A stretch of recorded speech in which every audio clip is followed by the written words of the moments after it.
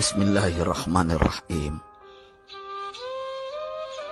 Pada suatu hari Rasulullah SAW ditemui oleh malaikat Jibril. Rasul pun bertanya, "Ada apa wahai Jibril?"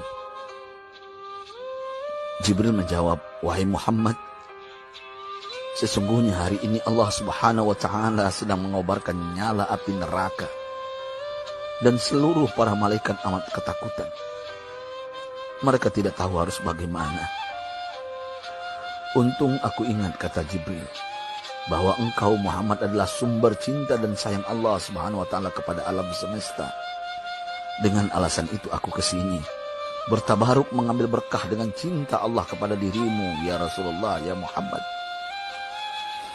Rasulullah terdiam beberapa saat, kemudian bertanya lagi, "Wahai Jibril, ceritakan padaku bagaimana neraka itu sesungguhnya." Jibril menjawab, "Wahai Muhammad, neraka itu bagaikan lubang-lubang yang terdiri dari 7 tingkat. Jarak antara satu lubang dengan yang lain ialah perjalanan 70 tahun. Lubang paling bawah adalah lubang yang paling panas." Nabi SAW meneruskan pertanyaannya, "Lalu siapakah penghuni lubang-lubang neraka itu, wahai Jibril? Sampaikan kepadaku, Jibril." Jibril menjawab, "Lubang yang paling bawah diciptakan untuk orang-orang munafik. Lubang yang berikutnya untuk penyembah berhala. Lalu untuk penyembah bintang dan matahari." Jibril terus menerangkan penghuni tingkatan neraka hingga lubang yang kelima, tempat umat Yahudi, dan yang keenam dihuni oleh umat Nasrani. Setelah menjelaskan penghuni 6 tingkatan neraka, Jibril diam cukup lama. Rasulullah SAW penasaran dan bertanya kepada Jibril, "Wahai Jibril, siapakah penghuni neraka yang ke-7?"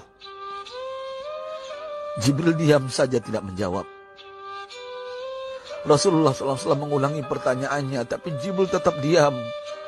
Rasulullah tambah penasaran dan mendesak Jibril agar dijawab pertanyaannya. Akhirnya Jibril pun berkata, "Umatmu, wahai Muhammad, mereka itu para pelaku dosa besar di kalangan umatmu, yang dimana sampai mereka mati belum sempat bertaubat." Mendengar jawaban Jibril, Rasulullah langsung jatuh pingsan. Jibril merangkulnya dan meletakkan tubuh baginda di atas pangkuannya. Tak berapa lama Rasulullah SAW sadar dan langsung menangis bersimbah air mata dengan terisak-isak. Rasulullah mempertegas pertanyaannya, "Wahai Jibril, apakah benar ada di antara umatku yang masuk neraka?" Jibril menjawab, "Benar, wahai Muhammad, pelaku dosa besar di antara umatmu yang belum bertaubat." Setelah itu Rasulullah menghadap kiblat dan sujud kepada Allah dalam isak tangisnya. Sesekali dengan suara pelan beliau membisikkan kata-kata, "Ummati ya Rabb, ummati, ummati, ummati." Beliau SAW tidak mengangkat kepalanya dalam keadaan seperti itu selama 3 hari 3 malam. Kecuali setiap Bilal bin Rabah mengumandangkan azan, barulah beliau bangkit untuk menjadi imam. Dan setelah itu kembali sujud lagi. Pada hari ketiga Abu Bakar menyadari hal ini, beliau mengetuk pintu Rasulullah dan mengucapkan salam 3 kali, namun tidak terdengar jawaban. Abu Bakar sedih dan berseru di hadapan pintu Nabi besar Muhammad SAW, "Apakah ada jalan untuk masuk ke rumahmu ya Rasulullah?" Tetap tidak ada jawaban. Di jalan Abu Bakar bertemu sahabat Umar. "Mengapa engkau menangis, wahai Abu Bakar?" kata Umar. Abu Bakar menceritakan keadaan Rasulullah SAW. Maka Umar pun melangkah menuju rumah Rasulullah dan terjadilah hal yang sama. Umar pun pulang dan menangis. Di jalan Umar bertemu sahabat Salman Al-Farisi. Dengan terisak Umar bercerita kepada Salman hingga membuat dia amat sedih, namun tidak berani mengulangi hal yang sama. Salman melangkah menuju rumah Fatimah radhiyallahu anha dan menceritakan hal itu. Setengah berlari Fatimah menuju rumah ayah tercinta dan mengetuk pintu sambil mengucapkan salam. Mendengar suara lembut putri tercinta, sejuklah dada Rasulullah. Beliau bangkit dari sujud dan membuka pintu. Alangkah terkejutnya Fatimah melihat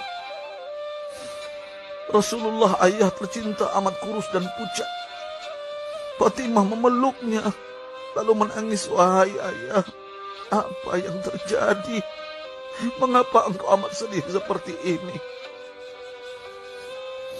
Rasulullah kembali menangis dan berkata dengan suara lirih, wahai Fatimah, belahan jiwaku, bagaimana mungkin aku tidak sedih sedangkan Jibril mengatakan akan ada kelak umatku yang akan masuk neraka. Subhanallah, betapa besar cinta Rasulullah kepada kita umatnya. Sahabatku, Rasulullah mencintai kita. Antaman ma'aman ahbabta, engkau akan berkumpul dengan orang yang kau cintai. Mari kita mencintai baginda Nabi besar Muhammad SAW yang mencintai kita, umat yang tidak rela kita masuk neraka. Mari kita mencintai beliau dengan berselawat.